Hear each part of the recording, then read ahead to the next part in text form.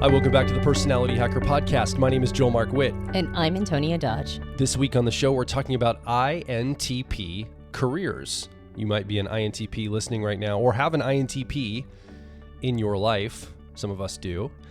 And this conversation is going to be all about the career path, the job path for the INTP personality type. We've decided to talk about this in a very particular way this week. And this entire conversation, we'll talk about how we're going to do this in a moment. This entire conversation came about, Antonia, because you and I right now are guiding a group of students through what's called our Personality Life Path Mentorship Program.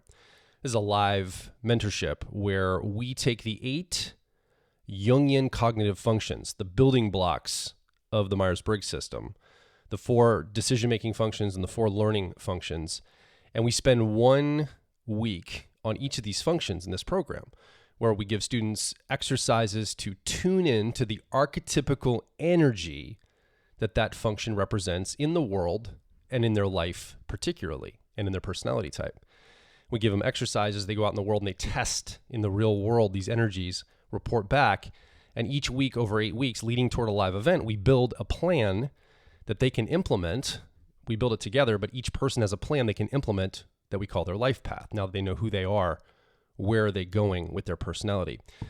We've noticed that people in this program are in the middle of transition. They're in the middle of a relationship transition, a life transition, but a lot of people are in the middle of career transition. And so we thought, let's just take a moment and do a short series, 16-part series on careers. We'll look at each personality type because so many people, we believe, are right now in the middle of transition based on world events and just the circumstances we all find ourselves in. So this is your turn this week, INTPs, to talk about your career path and some of the options available to you. Antonia, you want to talk a little bit about just broad brush, the framework we're going to do this with this week?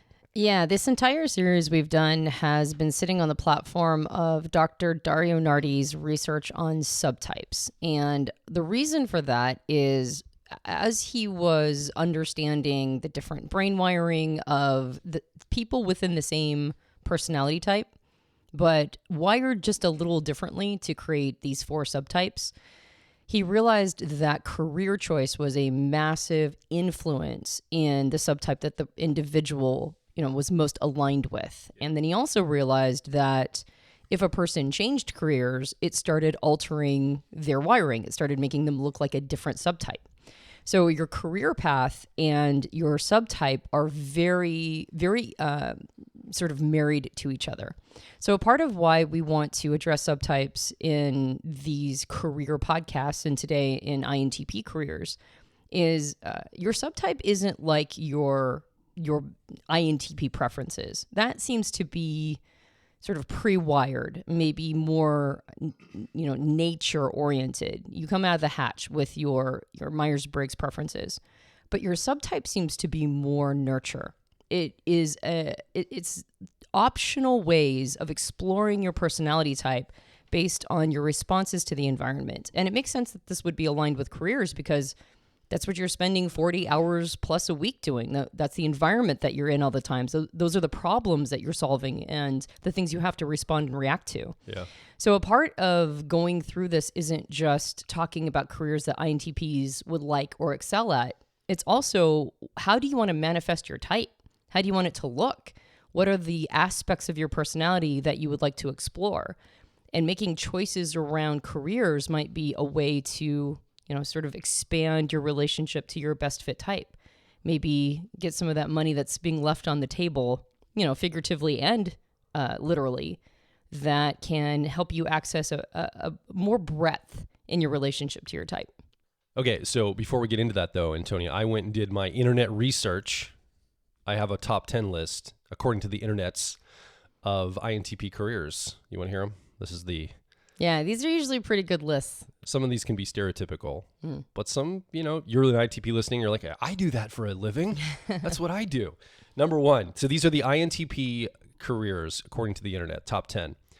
Number 1, software developer. Number 2, data scientist. 3, computer systems analyst. 4, architect. 5, mathematician. There you go. 6, physicist. 7, economist. 8, technical writer. 9, engineer. And 10, university professor as the number 10 for INTP careers. Yeah, that's a pretty decent list. You need a lot of education for almost everything on that. Yeah, So assuming that you've gotten a lot of education under your belt, and as we go through the different subtypes, what's interesting is that those, some of those careers do show up as ideals for certain subtypes, but there's not every career that I drummed up is necessarily on that list. Yeah. Okay, so Dr. Dario Nardi has been doing brain scan research with subjects around personality types. So he knows personality types of individuals. They come into his laboratory.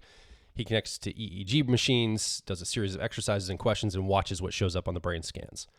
He's noticed from the brain scans, there's 4 basic patterns that keep showing up across all types, not just INTPs. And he's clustered these into 4 groupings, a quadrant, if you will. And he also noticed that there was some crossover with Dr. Helen Fisher's work around neurotransmitters. We're not going to go into all the technical science, the deep INTP level technical science today. We're just going to give broad brush information. You can go do some more research on your own.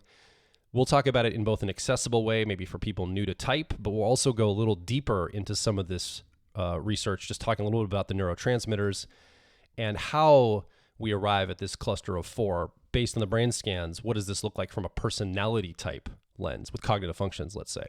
So the names of these 4 subtypes is the dominant INTP, creative INTP, normalizing INTP, and harmonizing INTP.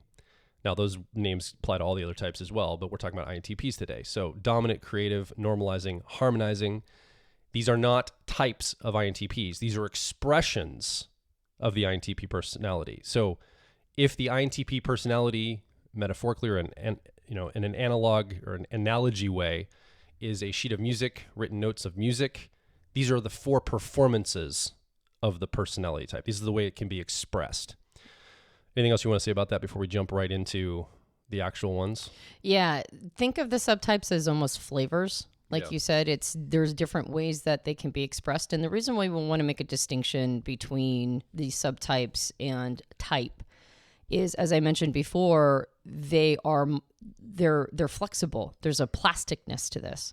And you might, as a listener, you might identify yourself in more than one subtype. And that's very common because depending upon our life circumstances, we've had opportunities to develop some of these traits. Yeah. And so you might have started out as one, and now you find yourself in a career path or just circumstances that bring up a different subtype.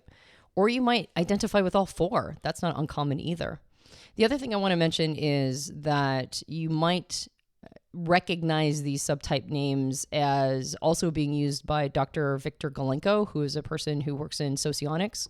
And Dario, with permission, is using these names because they're kind of perfect, actually. Those 4 subtype names are really get to the center of how these subtypes show up. Absolutely. And just to that point, Dario did want to call these variants because he didn't want people to think they're actual types. Yeah. But the word variant was hijacked by world circumstances. So variant has a whole different meaning now. At least for the moment, right? At least for this time period in history, variant is something that has a very specific picture in a lot of people's names. So flavors, subtypes, it gives you the idea.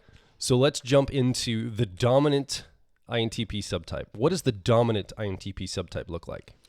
So these the word dominant is fantastic because these INTPs show up in a very assertive way. They're comfortable with managerial and out front leadership positions. So these INTPs do not shy away from leadership.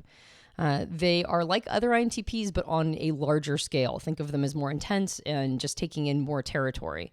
And they often act as consummate strategists and top consultants. All right. So they don't shy away from leadership positions, but they usually don't want to be the person at the very top. They usually want to be a consultant to the person at the very top because then they're free of constant decision making. And then they also don't have to take all the blame for any mistakes. They like to be in a top advisory role, but they definitely don't shy away from those positions. They are very commonly entrepreneurs.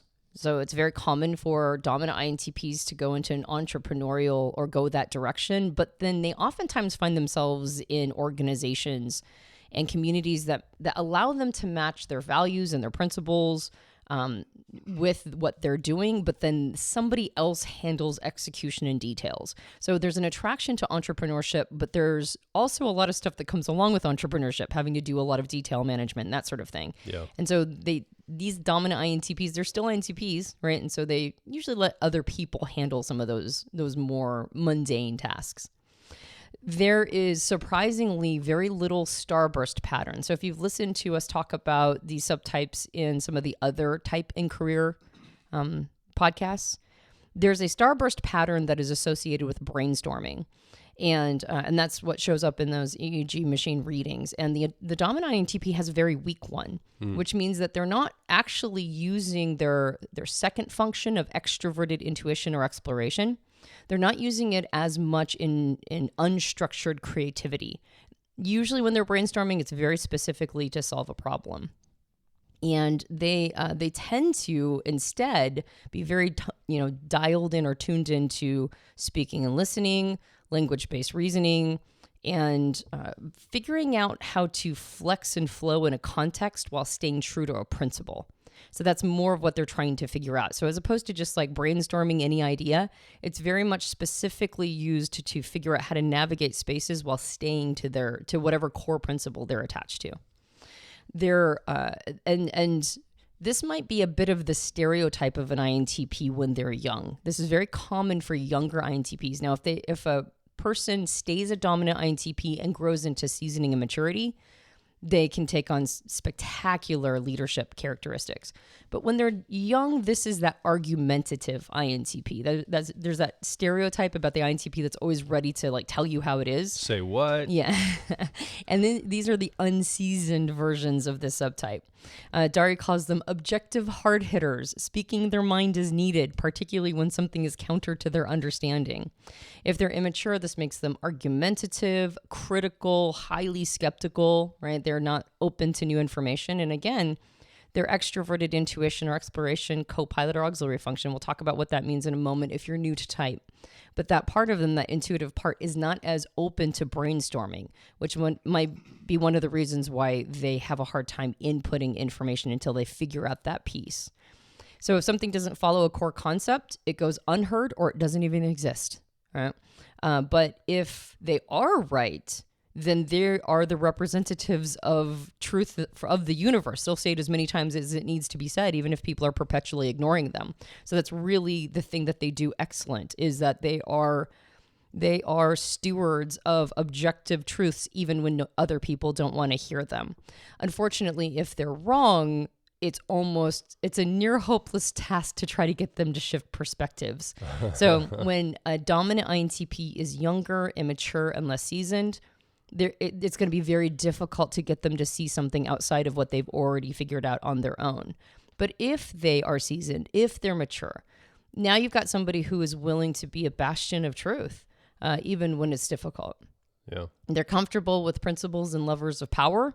They usually are patient. Actually, interestingly enough, they move patiently, always looking for places where leverage can be employed. So it's really about leadership through calibration, figuring out how to continue down a path by leveraging all of the opportunities that come along. And they're strategists. Usually TP types tend to be more tacticians, but these dominant INTPs have a bit more of a strategic mind. So they can see a little further down the line, and they move people, products, ideas towards a core idea or agenda. And so that makes them the most assertive of any of the INTP types. I think this idea of, you call it levers of power. Mm-hmm. It's an interesting concept. I think that most of the dominant subtypes across all 16 Myers-Briggs types are okay with hierarchy. And not just okay with it, they're okay being at the top of that hierarchy if they need to be in a leadership way. But I think INTPs are unique in that they don't mind being at the top if they need to be, especially dominant, INTPs. But they're okay with that advisory. They understand that, like, if I want to get something done, I still don't like this hierarchy very much, but I'm willing to play the game because I know that's how stuff happens. I know that's a lever point. Yeah. But there's still that little subversive element, I think, to INTPs. Even the ones that are dominant, that are okay with hierarchy, There's a little bit of the damn the man. I'm not going to totally play nice with the system. I'm going to always have a little bit of that rebellious nature in the back of my mind. I don't know if you can get that out of NPs in general. Of course. Actually, a bit perceivers. Just perceivers in general just have that little bit of them I think that so. you can't completely get out of them. That said, I think the one thing that sets dominant INTPs apart from other dominant subtypes as well is that they want to be at the top of the food chain, but they're okay with somebody else being at the very top. Yeah. All right, they're all right with not occupying that position, and in part because they don't want to have to do all the stuff. Yeah. Right? They're like, I'd like to be in an advisory role. I'll tell you how to make it happen. And at the same time, I mean, obviously, any person who puts themselves in a position of going up the food chain or in an entrepreneurial position, it's not laziness, right? Yeah. It's like, obviously anybody in this situation is going to be a very hard worker. It's just, it's not always interesting to pay attention to all the little details and the mundane tasks that need to be done. Yeah. And it especially is very uncomfortable to be blamed when maybe you were the person who strategized something, but it didn't roll out exactly how you imagined. And so I think even dominant INTPs are they don't really want to put themselves in that position. And so, Of course, sort of being the advisor to the king that's the sweet spot. So let's talk about some of the careers that a dominant might find themselves in. Okay, well, based on my description, it's going to be unsurprising what this list came out with. So we've got management consultant, which is the thing I just mentioned, strategic planner, policy analyst, business analyst, data scientist, research scientist, economist, intellectual property consultant, information security analyst, urban planner, political strategist, venture capitalist, marketing strategist, operations research analyst, and nonprofit organization director. A lot of analysts. Mm-hmm. Yeah, lots of analysts and planners and strategists and consultants in management. So what's interesting about this list is, of course, this is not comprehensive, right? It's like you can be a dominant INTP and be in other careers, but it's this style, if you can sort of spot the pattern, it's this style of career that's going to help an INTP move into more of that dominant INTP framework. Yeah. Okay, let's talk about a layer deeper now for any type geek or somebody that likes the cognitive function level. So as an INTP, the driver or dominant cognitive function, this is the way the INTP makes decisions. Technically, this cognitive function is called introverted thinking. We've nicknamed it accuracy. It's all about finding the accurate, most precise truth, the building blocks, principle-based truth to build from, and always looking for the logical consistency, depersonalizing things to find the logic and the reasoning behind decisions. That's paired with a co-pilot or auxiliary cognitive function. It's a learning or perceiving function, technically called extroverted intuition. We nickname it exploration, and this is all about outward pattern recognition, messing with the environment, connecting disparate things, asking what-if questions, and seeing what happens. And this is how an INTP perceives their world and moves through the world. Now, there's an attunement with these two front functions, the driver, dominant, or co-pilot auxiliary. The way these functions are attuned inform which subtype the person is. So a dominant INTP subtype, and this is a good time to introduce the concept of analytic versus holistic. How does the functions look for an INTP at this level? Right. You just use the words analytic and holistic, and those are words to describe our relationship to these specific functions. Yeah. So each function can go one of two directions. It can go either more focused, assertive, really with a lot of intentionality to head towards almost like a single, fixed point, almost you could call it. That could even be a principle, doesn't necessarily have to be a goal, but it's almost think of it as so focused that you have blinders on. That's the more analytic version of a function. And then there's a holistic version, which is a bit more open-framed. You have a more dispersed energy style when you're using it in this way. And so you don't have as much focus on a single point, but you have a little bit more periphery to look at. It's not as assertive. It's a more diffused energetic space. And we can use each of these functions in either way, really. Yeah, I just want to make a comment. This is not about capacity or proficiency. So analytic doesn't mean, I'm more proficient than I would be if I was holistic. It's not about proficiency. Mm-hmm. It's about intentionality and focus. Yeah, how you use your energy. Do you use your energy a little bit more like a sniper, or do you use it a little bit more scattershot, right? Or you could think of it in terms of meditation. Are you meditating on a single point in the wall, or are you doing something more like Shambhala, where you're lidding your eyes and seeing a bigger picture? So each of the functions can be used either way, but we end up having a preference for one side or the other. And really the ideal is that we would use both. You'd use each of the functions that are our stewardship. I always think of it as our stewardship, but the functions that are our pre-wiring leads us towards using both, or having both capacities is really the ideal. Yeah. But when we tend to land on one side or the other, that gives us a certain flavor to our type.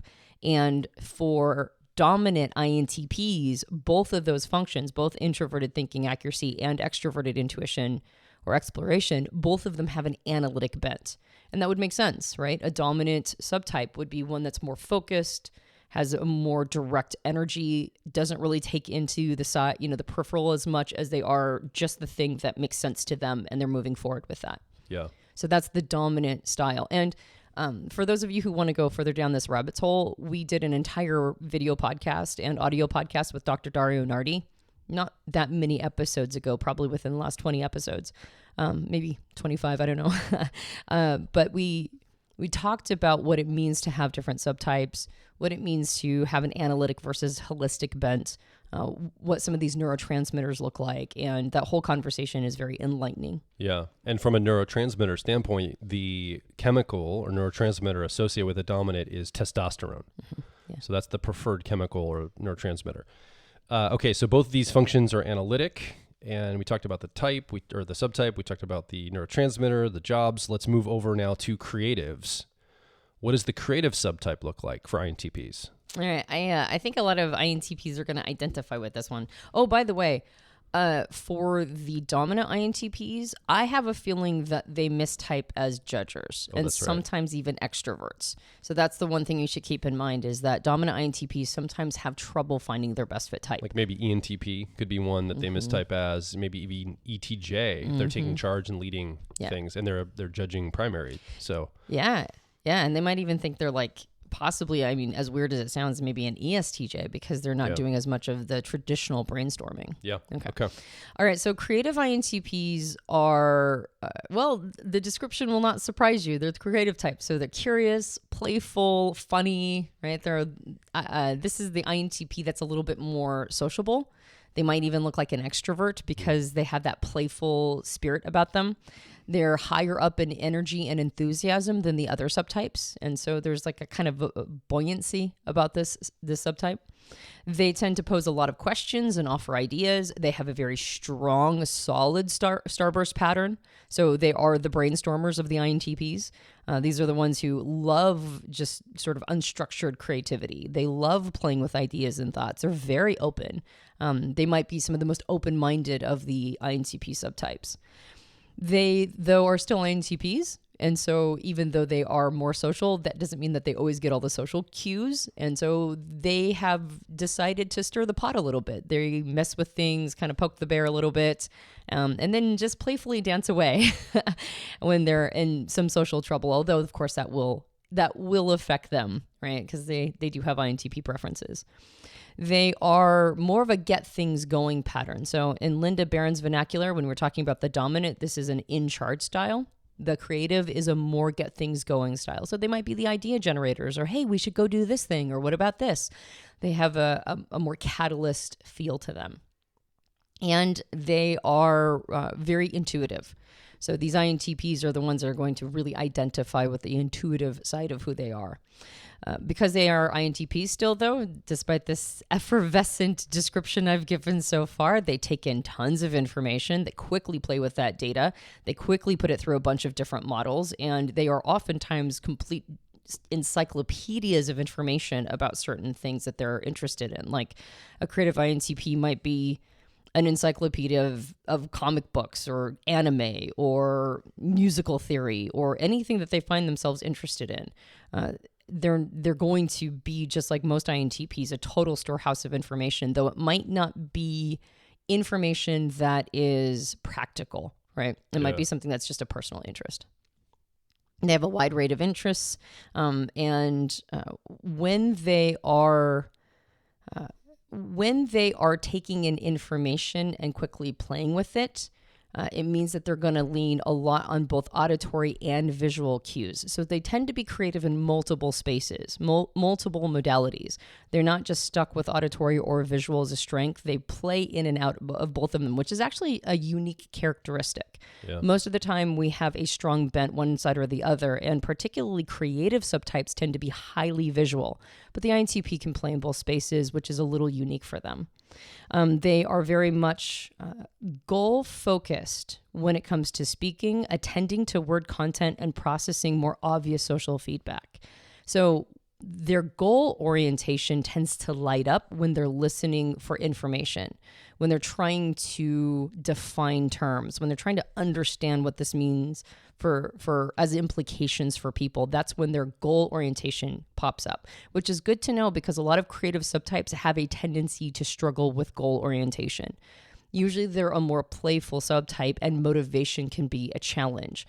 And so it's good to know that for these INTPs, the goal part of their brain lights up when they start seeking definitions, when they start seeking impact on individuals and people.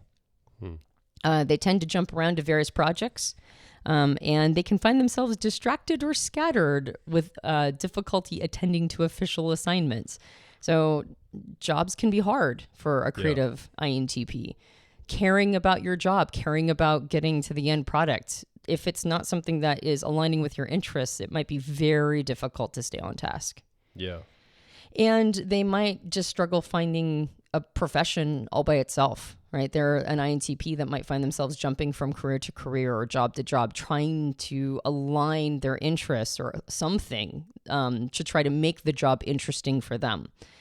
They also have a tendency to make things their own. So when they do end up in a more traditional profession, they're almost immediately getting going on changing that profession to be a little bit like to fit themselves, right? To be a little bit more, they're iconoclastic. And so they want to match what they're doing to their quirky personality. I think if you're an INTP listening right now and maybe you're a little older, middle age, and you still haven't figured out what you want to do when you grow up.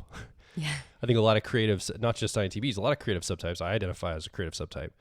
We often find ourselves jack of all trade, kind of just doing a lot of disparate things and not having necessarily a consistent through line. And then kind of having that experience later in life going, man, what do I want to be when I grow up? I feel like I should have already found that by now. I think it could be a struggle for some creative subtypes, especially INTP creatives, to go, oh, what do? I don't know.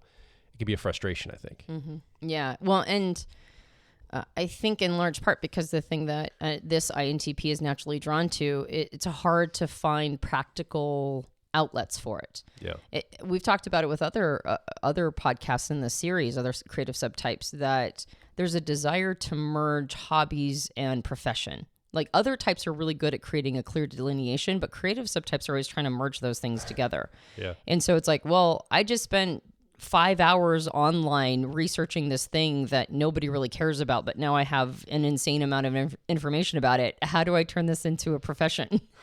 How do I turn my extraordinary understanding of anime into something that I can make some money at? And that is a harder ask, right? Yeah. It's a little more difficult for creative subtypes to do that. That said, it is good to understand the motivation behind creative INTPs because, again, they struggle with motivation. So knowing when I'm defining something, when I'm trying to understand it in its complexity and its implication on people, that's when I'm the most motivated. On top of that, Dario says, despite their more extroverted and open style, make no mistake, these INTPs maintain the type's need to analyze situations and control the integrity and quality of outcomes. It's simply hidden from others' view and drawn out over longer time frames, meaning that whatever it is that you're doing as a career, make sure that you have some say in the quality of the outcome. Well, right? What I hear in that is you might be super creative and it looks to the outside world you're all over the place. But you got standards, damn it, and you're going to make sure these are accurate and held up because it matters to you. The creativity matters that it's precise. It's got accuracy behind it. It looks good. It's not half-assed. Yeah, well, and that you have a say in that. Yeah. I think it's really important. So Personal power and empowerment toward it. some control over how your principles are manifest in the thing that you're doing. So finding one's motivation structure, I think, is very powerful for creative INTPs. What's the impact on people? What's the quality assurance? How do I make sure that we're as calibrated as possible? Yeah. These are things that might be very motivating no matter what career you choose. But that said, I do have a list. Here we go. Let's Okay. jump into it. So again, this is not comprehensive. Okay. These are just the kinds of careers that help wire creative INTPs to become creative or are suited to more creative INTPs. We've got investigative journalist, research librarian, game designer, documentary filmmaker, curator, ethnographer, archaeologist, science communicator, user experience researcher, private investigator, travel writer, software developer, environmental consultant, art appraiser, and futurist. Let's go one layer deeper. Oh, by the way, I would also say, as we're talking about jobs and careers, excuse me, when we talk about INTP creatives, any of the creative subtypes can really benefit from this idea of platform thinking. I say this every episode for every type. If you're a creative INTP, a platform, for example, is YouTube for a creative video person to be able to put their stuff out and distribute it. Uber is a platform for somebody who wants to be Uber driver. Etsy, you can create and sell things on Etsy or Shopify. These are platforms that enable solo creators or creative people to make something and then distribute it and put it out there, sell it, get value exchange for it. So be thinking, if you're a creative subtype, that might be the avenue you go down, is you're looking for a platform to connect to support you and create a container for your art, expression, creativity, etc. Mm-hmm. Let's go a layer deeper, though. We talked about the two functions for INTP, the driver, dominant, introverted thinking, accuracy, decision-making function, and the co-pilot, auxiliary, extroverted, intuition, exploration function, which is the learning, perceiving function. The analytic, holistic attunement. How do these look? For creative INTPs, their extroverted intuition or exploration, that stays analytic. But their introverted thinking or accuracy, that first function, that now is holistic. So that's a little bit more open framed. And you can see this because there's not so much insistence on a single principle. There's a little bit more openness to how things get done. Yeah. There's less insistence that you're right when you're a creative INTP. There's a little bit more leaning in on that brainstorming capacity. So it's a holistic introverted thinking or accuracy and an analytic extroverted intuition or exploration.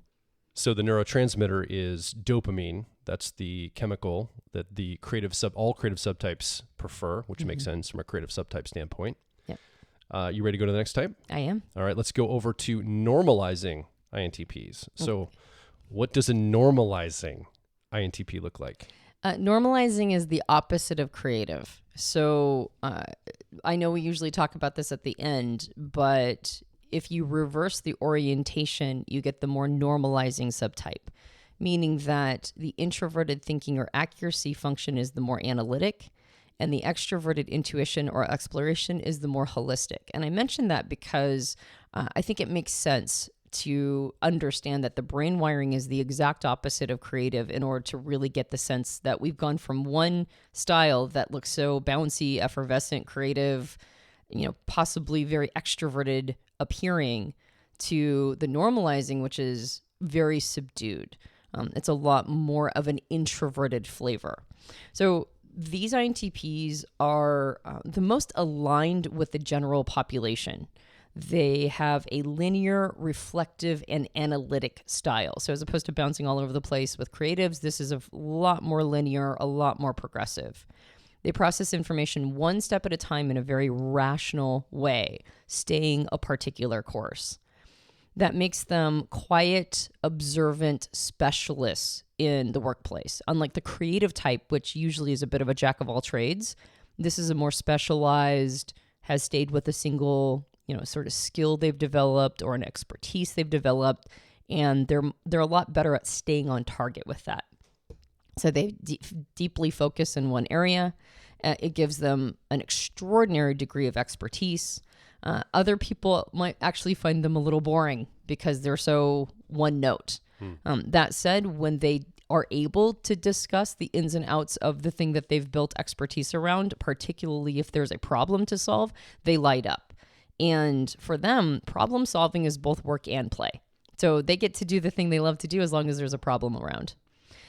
They fit well in large conventional organizations. They favor steady positions. They make their jobs interesting. Does that make sense? As opposed to the creative subtype that has trouble finding something interesting, the normalizing subtype makes their job interesting to them.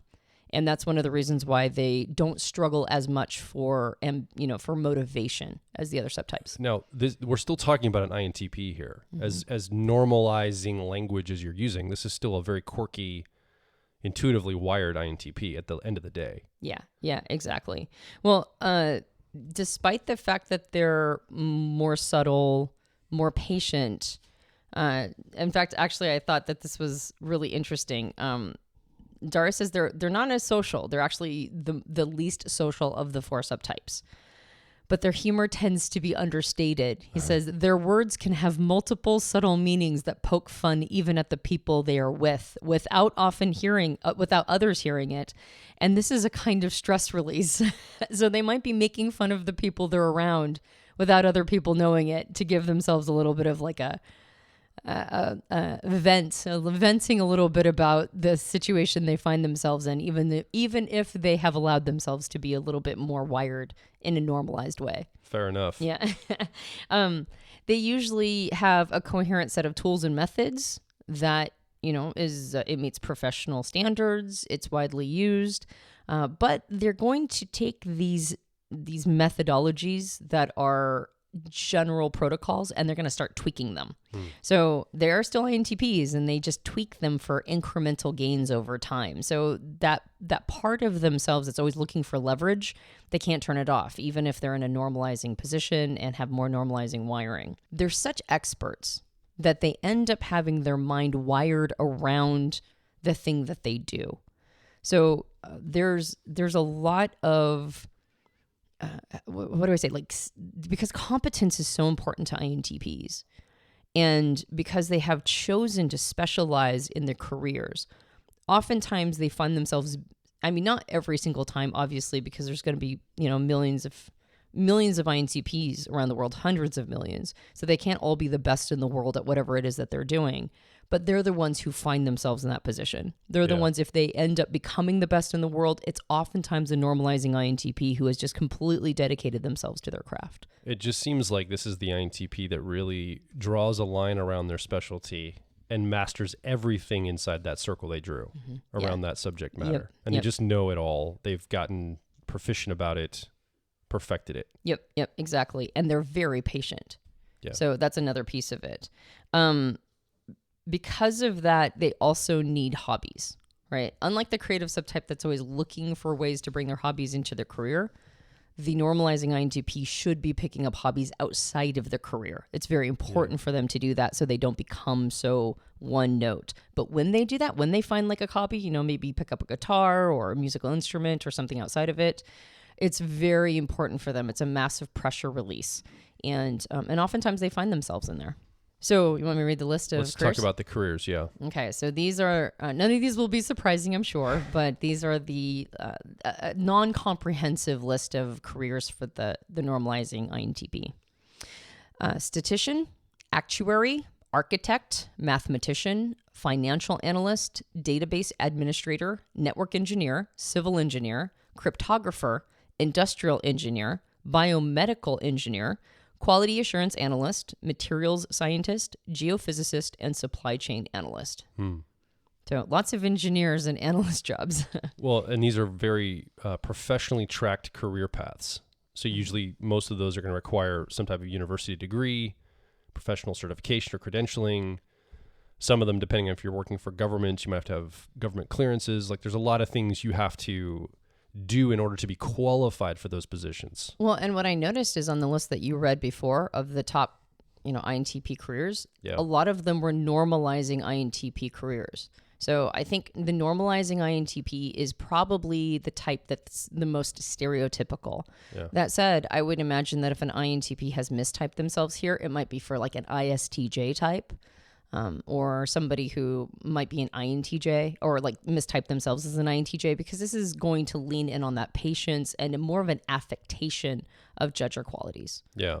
Okay. So I already mentioned the brain wiring, by the way. Yeah. Well, let's talk about the chemical neurotransmitter. Is serotonin is the preferred for normalizing subtypes. So dominant it's testosterone, creative it's dopamine, and for normalizing it's serotonin.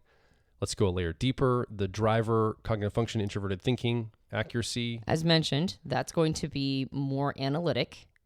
And the co-pilot of extroverted intuition or exploration, that is more holistic. More holistic. So we're the opposite of creative. Okay. Exactly. So let's talk about, what does a harmonizing INTP look like? Okay. So harmonizing INTPs may not know that they're INTPs at all. And in the usual spirit of the harmonizing subtype, this is usually, not always, but this is usually a more seasoned version of the type. That's won over time and with a little bit of maturity. But of course, a younger person can also be a harmonizing INTP. So this is a subtype that is usually in a people helping role, like a psychologist or a diplomat. And their specialty is human interactions. That's the case for most of the harmonizing subtypes, and INTPs are no different. Now, we also did an episode for INTJs. And what's interesting is that the harmonizing INTJ is a very unique style, and the harmonizing INTP is very similar. They have a very similar style of brain wiring. It's called diamond-shaped patterns.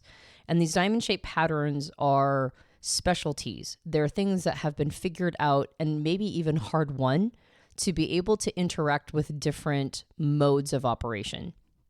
And that's the case for the harmonizing INTP as well. They are comfortable with lots of fuzzy input. They tend to focus on methodology over technicalities, so they're very process-oriented. And they find clear definitions and models to be essential in this challenging domain, meaning that they're taking in lots of fuzzy pieces of information, but they have very strong models that they're plugging this information into. What does fuzzy pieces of information mean? I think what that means is that they're not as insistent that other people define their terms before they take their information in. Gotcha. So some INTPs require the other person to do a bit of legwork, right? If you're gonna come to me with information, make sure you get your facts straight. I think the style of INTP is a little bit more open to letting people just communicate what's going on for them, and then the INTP puts the onus on themselves to interpret the information. So fuzzy data. Okay, that makes sense. Yeah, and that's what you have to do when you're in a more human role, right? You can't insist that the other person cross all their T's and dot all their I's, particularly if they're in a people helping role, because you're not going to require the other person to do as much thought labor. You're going to bring that on yourself a little bit more. But in order to do that, in order to interpret that information well, you're going to have a very strong storehouse of models and things that you're taking this information in order to do that clarification process. And a harmonizing INTP is more willing to take that role on for themselves. Yeah. Okay. So they are patient listeners. They can hold multiple models and methods in a light way. They're more tolerant than other INTPs, and they're able to shift with others' perspectives and needs. So unlike the dominant INTP that once they've decided on something, it's almost impossible to get them to shift perspectives, this is an INTP that isn't holding tightly to things. It's they're a little bit more open to shifting perspectives naturally and helping other people understand things by sort of flexing and flowing to match the other person. Yeah. Which is why I said they might not even recognize that they're an INTP at all, because they're using their INTP powers in order to meet the other person where they're at, if that makes sense, as opposed to requiring people to meet them, halfway or all the way. Again, they've got that diamond-shaped patterning that is unique to the harmonizing subtypes. And that means that they're going to have different modes of operation that they'll bring to different situations. And they're usually, just like the normalizing INTP has this like expertise in one thing, harmonizing INTPs have little pockets of expertise that they're bringing together and weaving together in order to do a single output, which is usually helping other people. Yeah. They experiment with questions, correlating and shifting angles until something lands and they get the needed effect when they're helping others. But the downside of this INTP is that daily details for self-maintenance can be a major challenge. Yeah. So they are the most open, the most amenable, the most helpful, and the hardest to deal with the day-to-day life and grind. So they really need support when it comes to those aspects. They work small, personal scale, right? One-to-one or small groups. They facilitate others' potential rather than calculating odds or gains. So they're using that second function of extroverted intuition or exploration. They're using it to spot human potential more than they are leveraging, and tweaking things to get personal gain. They can sit with the person or group in a mindful, patient way, acting as a catalyst for problem solving to meet the unstated needs in the room. And because they have INTP preferences, they're able to do this in a disassociated way. So unlike other counselors or psychologists that might really take on other people's emotions and challenges and burdens, this INTP creates a separation so that they're able to deal with all of this without owning it. Although they may later on have some challenges, like they might not really understand how much it's impacting them. And this INTP, if they are in this kind of role, might need ways to let off steam because how it's impacting and affecting them might be asynchronous, right? Like later on, they might have some challenges and struggles from helping facilitate other people's problems that they didn't even know they were taking on. So what I'm hearing you say is this INTP, in order to work with people and be receptive to people's energy, they need to have good boundaries. They need to know how to interface and not let it affect them because they can get, that 3-year-old or inferior of extroverted feeling or harmony can get overrun with people needs. Right. Well, I actually think that what's interesting is in those moments, they do feel like they have good boundaries because they're stepping back and disassociating. It doesn't feel like they're taking it on, but it might be something like some stuff might get through anyway. Does that make sense? Yeah. And so it's not as much about having the clear boundary in the moment as it is having a methodology later to let off steam, right? If they have odd stress responses coming up in these moments, they need to have a way to process some of it through, even if they're not 100% sure why they're being affected by it. I mean, INFJs need the same thing after they're out with people, right? They do, but I think they're more conscious of it. And this would be less just being around other people. This would be specifically facilitating other people's challenges. So let's talk about some of the careers that this subtype might cluster around. All right. Okay. Once again, it is not a comprehensive list, Sure. but these are the kinds of things that this INTP could do, or it would help wire them into this subtype. The list is clinical psychologist, counselor, social worker, mediator, human resources specialist, occupational therapist, speech language pathologist, conflict resolution specialist, life coach, career counselor, family therapist, educational consultant, special education teacher, substance abuse counselor, and community outreach coordinator. Yeah. Yeah. So these are very unlike most INTP lists that include architects and mathematicians. This would be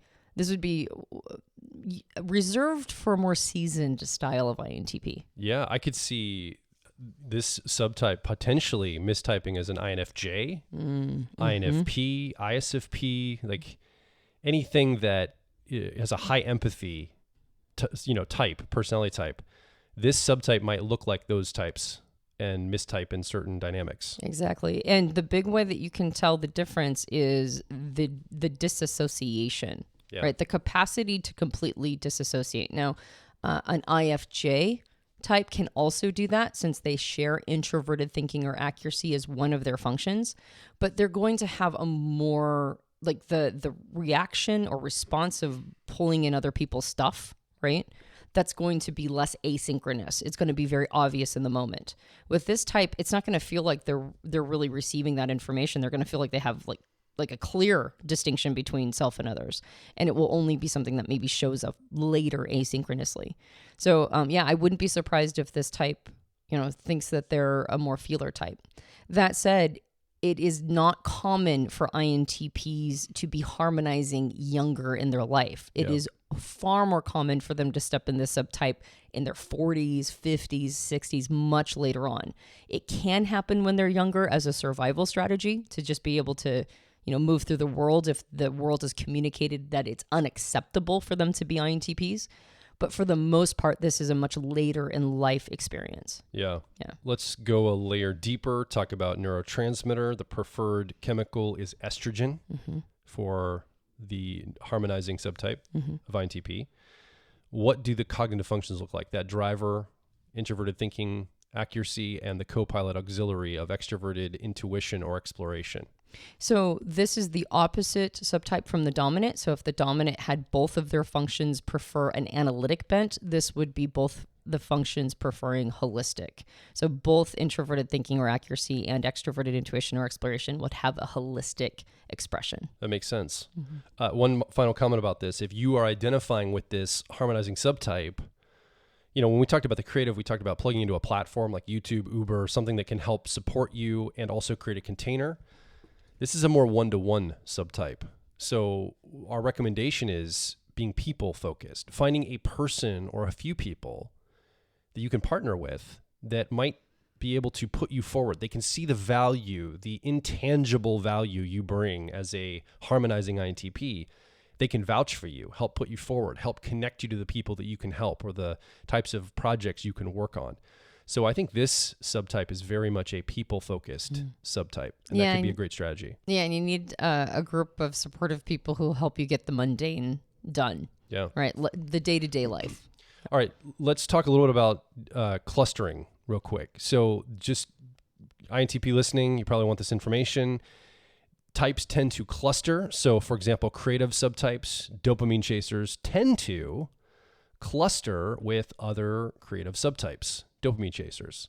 Serotonin, normalizing subtypes tend to cluster and want to be around other normalizing serotonin-focused subtypes. Now, that's across all 16 types, not just INTPs.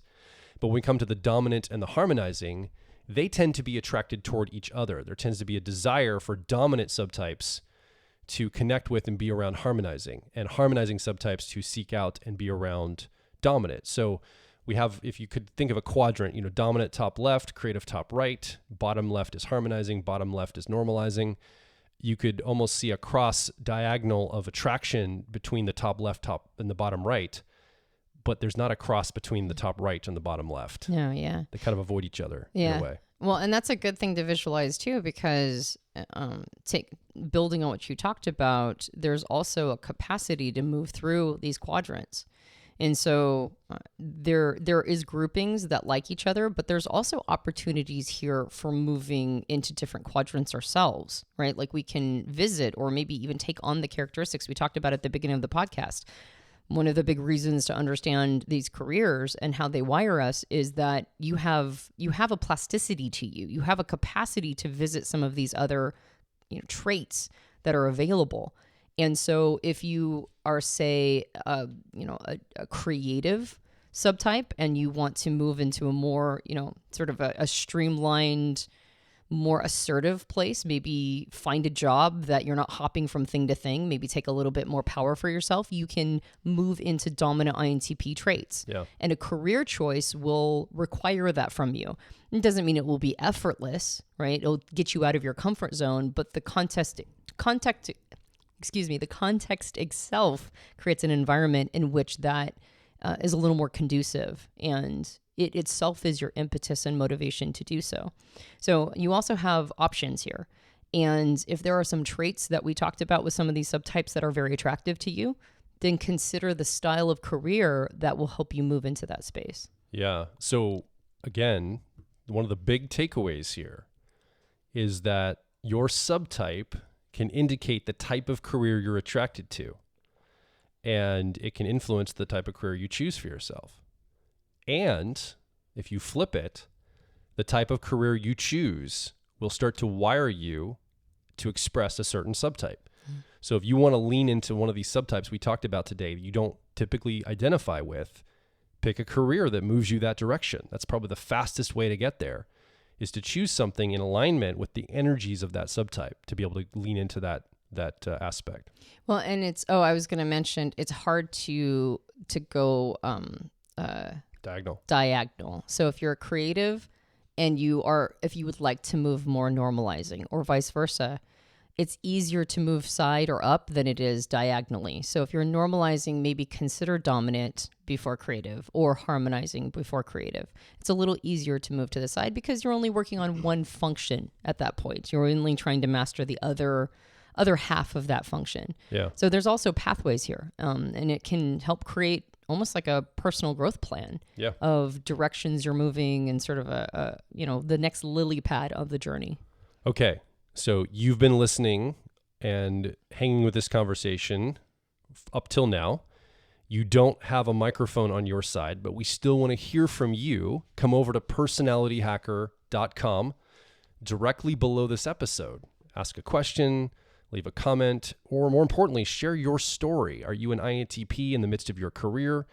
Have you noticed a pattern of which one of these subtypes you identify with? What about the career you chose? Does it lend itself to your subtype wiring and the way you express?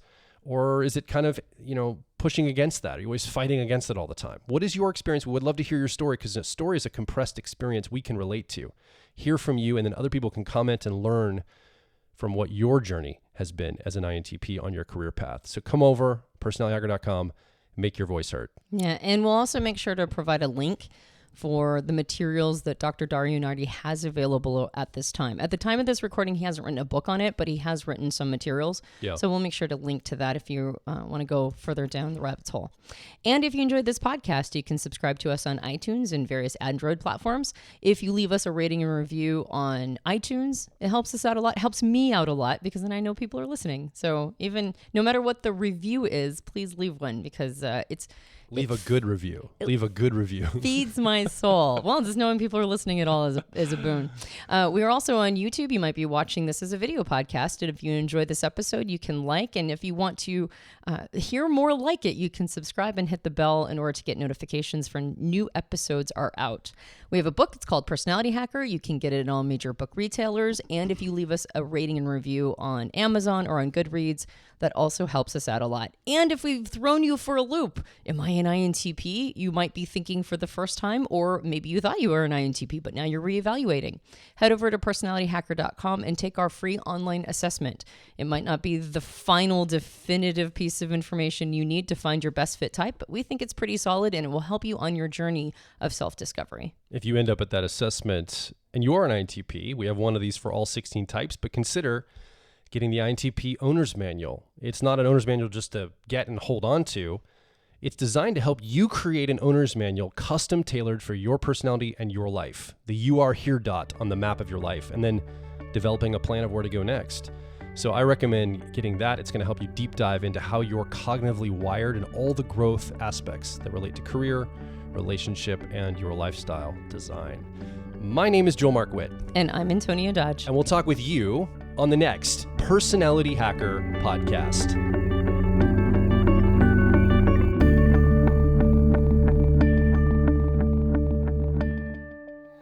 Hey, it's Joel from Personality Hacker. So a big reason people get into personality types is usually to improve their relationships with other people. And you can understand key differences between you and someone else when you understand how type works. So clearly, personality type is applied to relationships. But what about the relationship with yourself? Well, personality type can also help you navigate your career, or maybe an educational path that you need to follow, or other opportunities that present themselves, and it helps you know which are the right choice for you. And ultimately, personality is the key to unlocking identity-level worldview and life purpose. It all starts with getting the owner's manual for your personality type. In this owner's manual, we cover the basics of your personality, and then we dive a layer deeper to connect your personality to your relationships, your career, your worldview, and identity, because we believe it's your life, and it should be designed for your personality. So start your owner's manual journey at personalityhacker.com. When you access your owner's manual, I recommend focusing on the ideal day exercise first, because when you start crafting your ideal day, you're being mindful about the type of lifestyle that you want. So designing a life around how you're naturally wired makes sense, and you can finally stop fighting yourself. So come discover and develop your unique personality at personalityhacker.com.